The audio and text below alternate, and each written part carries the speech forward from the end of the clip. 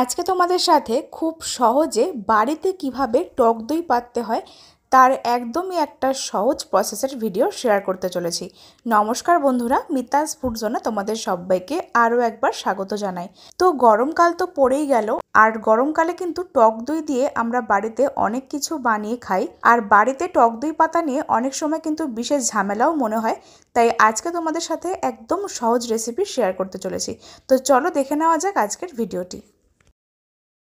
তো আজকের রেসিপি শুরু করার জন্য গ্যাসের ওপর একটা কড়াই বসিয়ে দিয়েছি। কড়াইটাকে ভালো করে গরম করে তারপর এর মধ্যে অ্যাড করছি সামান্য পরিমাণ একটু জল। গরম কড়াইতে ডিরেক্টলি দুধ দিলে কিন্তু অনেক সময় ফেটে যাওয়ার চান্স থাকে, তাই আমি এখানে সামান্য পরিমাণ একটু জল দিয়ে দিয়েছি। তারপর কড়াইয়ের মধ্যে 500 ml দুধ অ্যাড করে দিচ্ছি। আমি এখানে থ্যাকার ডায়েরির টোন মিল্ক ব্যবহার করেছিলাম। তোমাদের হাতের কাছে যেরকম দুধ পাওয়া যায় সেটা দিয়ে কিন্তু টক দই পাততে পারো, তবে চেষ্টা করবে দুধটা যেন একটু ঘন হয়। তো আমি এখানে 500 ml দুধ অ্যাড করে দিয়েছি। তারপর গ্যাসের ফ্লেমটাকে মিডিয়াম টু হাইতে করে দিয়ে এখন দুধটাকে অনবরত জাল করতে হবে যতক্ষণ না পর্যন্ত দুধটা ভালো করে উতলে উঠছে। তো বেশ কিছুক্ষণ এইভাবে নেড়েচেড়ে জাল করে নিয়েছিলাম, আর দেখো দুধটা কিন্তু বেশ ফুটে উঠতে শুরু করে দিয়েছে। এই অবস্থায় গ্যাসের ফ্লেমটাকে মিডিয়ামে করে দিয়ে কন্টিনিউ দুধটাকে নাড়াচাড়া করে যেতে হবে, আর একটু দুধটাকে ভালো মতন ফুটিয়ে নিতে হবে। মানে যতটা পরিমাণ দুধ নিয়েছি জাল করে কিন্তু তার অর্ধেকটা কমিয়ে নিতে হবে। এই কাজটা কিন্তু একটু সময় সাপেক্ষ, তবে দইটা যেন ভালো হয় সেদিকটা খেয়াল রাখতে গেলে দুধটা কিন্তু অবশ্যই ভালো করে ঘন করে জাল করতে হবে। তো আমি এখানে বেশ কিছুক্ষণ সময় নিয়ে এইভাবে কন্টিনিউ নেড়েচেড়ে নিচ্ছি, আর খেয়াল রাখতে হবে যেন দুধটা নিচ থেকে ধরে না যায়, তাই এইভাবে কিন্তু নাড়াচাড়া করে জাল করতে হবে। প্রায় 15 থেকে 20 মিনিট সময় নিয়ে দুধটাকে এইভাবে জাল করে নিয়েছিলাম, আর দেখো দুধের সাইডে কিন্তু এইভাবে সর পড়তে শুরু করে দিয়েছে। সেটাকেও এইভাবে আস্তে আস্তে দুধের সাথে মিশিয়ে দিচ্ছি। আর দেখতেই পাচ্ছ বন্ধুরা, দুধটা কিন্তু পরিমাণে বেশ অনেকটাই কমে গেছে, আর দুধটাও কিন্তু অনেকটা ঘন হয়ে গেছে।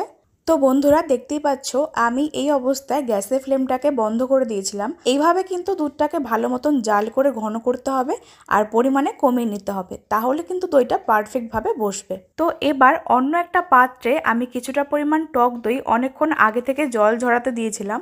এতে করে কিন্তু দইয়ের মধ্যে এক্সট্রা জলটা পুরোপুরি ঝরে যাবে, আর টক দইটা কিন্তু ভালো বসবে। তার জন্য আমি অনেকক্ষণ আগে থেকে দইটাকে একটা ছাঁকনির মধ্যে রেখে দিয়েছি, এতে করে কিন্তু বাকি জলটা দেখো পড়ে গেছে। তো এবার এই টক দইটাকে একটা বড় পাত্রের মধ্যে নিয়ে নিচ্ছি, আর দইটাকে ভালো মতন ফেটিয়ে নিতে হবে। তোমরা যদি একবার বাড়িতে টক দইটা পেতে নাও তাহলে কিন্তু তার থেকে অল্প পরিমাণ দই একটু রেখে দেবে, তাহলে কিন্তু প্রত্যেকবার দই পাততে কোনো রকম অসুবিধা হবে না। তো আমি এখানে 2 থেকে 3 টেবিল চামচ টক দই নিয়ে খুব ভালো করে ফেটিয়ে নিচ্ছি, আর বাটির চারদিকে ভালো মতন লাগিয়ে নিচ্ছি। এতে করে কিন্তু দইটা খুব সুন্দরভাবে বসে যাবে। তো দেখতেই পাচ্ছ একটু সময় নিয়ে টক দইটাকে ভালো মতন একটা চামচের সাহায্যে ফেটিয়ে নিয়েছিলাম। তো এবার যে দুধটাকে আমরা জাল করে কমিয়ে রেখেছি সেই দুধটাকে কিছুক্ষণ ঠান্ডা করে নেব। এখন যেহেতু দুধটা বেশ অনেকটাই গরম রয়েছে, তার জন্য দুধটাকে একটু ঠান্ডা করতে হবে, মানে দুধটা একটু উষ্ণ থাকবে সেই মতন কিন্তু ঠান্ডা করতে হবে। তার জন্য একটা চামচের সাহায্যে খুব ভালো মতন নাড়াচাড়া করে নিয়ে দুধটাকে একটু ঠান্ডা করে নিচ্ছি। এইভাবে একটা আঙুল দুধের মধ্যে দিয়ে খুব সহজে কিন্তু ডুবিয়ে রাখতে পারছি, সেই মতন কিন্তু উষ্ণ গরম থাকতে হবে। তো এবারে এই উষ্ণ গরম দুধটা ওই দইয়ের পাত্রের মধ্যে ঢেলে দিতে হবে। যে পাত্রের মধ্যে দইটাকে ভালো মতন ফেটিয়ে নিয়েছিলাম সেই পাত্রের মধ্যে দুধটাকে ঢেলে দিচ্ছি, আর দুধের সাথে দইটাকে খুব ভালো করে মিশিয়ে নিতে হবে। দুধের সঙ্গে দইটাকে খুব ভালো মতন মিশিয়ে নিয়েছি, আর দুধটা কিন্তু এখনও হালকা উষ্ণ গরম অবস্থায় রয়েছে। তোমরা চাইলে এই পাত্রের মধ্যেই দইটাকে জমাতে পারো, তবে আমি এখানে একটা ছোট কাচের বাটি নিয়েছি। কাচের বাটির মধ্যে আজকে টক দইটাকে জমাবো, তার জন্য এই বাটির মধ্যে ওই দুধটাকে ঢেলে দিচ্ছি। তোমরা কিন্তু এখানে চাইলে টক দইটাকে যে কোনো স্টিলের পাত্র অথবা মাটির পাত্রে জমাতে পারো, তাহলে কিন্তু দইটা খুব সুন্দরভাবে বসে যাবে। তো আমি এখানে এরকম একটা ছোট কাচের বাটি নিয়েছি, আর বাটির মধ্যে দুধটাকে পুরোপুরি ঢেলে দিচ্ছি। কাচের বাটির 1 বাটি দুধ ঢেলে দিয়েছি, আর কিছুটা পরিমাণ দুধ থেকে গেছে সেটাও কিন্তু এরকম একটা ছোট কাচের বাটির মধ্যে ঢেলে নিয়েছি। তো এবার এই পাত্রটাকে একটা গরম স্থানের মধ্যে রেখে দিতে হবে 5 থেকে 6 ঘন্টা। তো তার জন্য এরকম একটা কড়াই নিয়েছিলাম, আর কড়াইয়ের মধ্যে এই দুধের পাত্রটাকে রেখে দিচ্ছি।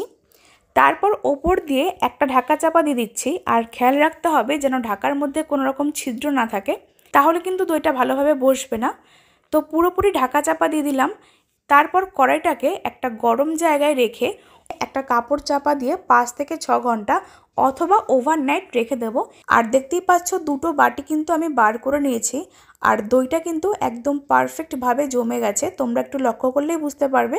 তো বন্ধুরা, বাড়িতে কিন্তু খুব সহজে অল্প সময় অথবা একটা রাত্রের মধ্যে কিন্তু টক দইটা বাড়িতে পাততে পারো। আর এটা যেহেতু বাড়িতে বানানো, তার জন্য কিন্তু এটা শরীরের জন্য আরও বেশি ভালো হবে। 5 থেকে 6 ঘন্টা অথবা সারা রাত এইভাবে রেখে দেওয়ার পর এটাকে 2 থেকে 3 ঘন্টা ফ্রিজে রেখে দেবে। তাহলে কিন্তু দইটা বেশ সুন্দরভাবে বসে যাবে আর সেট হয়ে যাবে। এবার চলো তোমাদেরকে একটু কেটে দেখাচ্ছি যে ভেতরটা কতটা সুন্দর হয়েছে। তো দেখতেই পাচ্ছ দইটা কিন্তু একদম পারফেক্টভাবে সেট হয়েছে।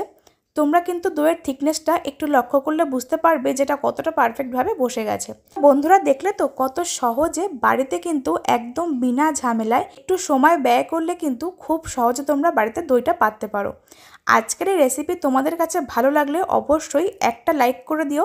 রেসিপিটা ফেসবুক থেকে দেখলে পেজটিকে ফলো করে দিও। ইউটিউব থেকে দেখলে অবশ্যই আমার চ্যানেলটিকে সাবস্ক্রাইব করতে একদম ভুলো না। তো চলো বন্ধুরা, আজকের রেসিপি এখানে শেষ করছি। সকলেই খুব ভালো থেকো। ধন্যবাদ।